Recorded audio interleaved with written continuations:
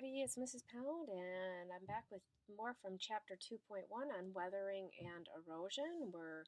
We've covered weathering, now we're talking about erosion.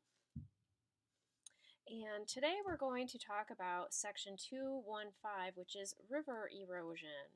So our objectives today are to determine factors that affect river erosion, evaluate the benefits and hazards of living on a floodplain, and explain how erosion and deposition can change the landscape. So the first thing we need to talk about is runoff. This is water from precipitation that flows over the land. Now, the runoff I'm focusing on here is runoff from the snow. So as this snow melts, it runs off. And notice, oh, we can see the pathways it actually takes down here because we can see erosion in this picture. And this erosion that we're seeing here, this is forming what we would call gullies, and I'll give you the definition for that here in a few minutes. So some landforms that result from river erosion are gullies, like I just showed you on that other picture, a narrow ditch cut into the earth by runoff. So we see another gully here. We see these trees growing in this gully here. So those are gullies, which you'll find a lot around our area. Another term we need to know is channel. This is the path that a stream follows, and we can see that the channel that this stream follows bends back and forth a lot. There are also floodplains. A floodplain is a flat area along a river formed by sediments deposited when a river overflows. We can see a river in the background here, and you can see that if it floods, it's going to flood this whole area. So this is a floodplain, and floodplains, since ancient times, since even in biblical times, you will hear about, say, the Nile is a floodplain or has a floodplain, and those are great places for farming because the river deposits a lot of fertile material and soil in the floodplain, so it's a great place for farming. However, it's also a bad place to live because it floods a lot. Right now in the United States, you'll hear about flooding when there's too much rain and different things. And a lot of the problem is people live in floodplains because, yes, they are nice, fertile areas, but they flood. So, and part of the reason that we're having more problems is because people have gotten rid of wetlands and forest, which help to control flooding.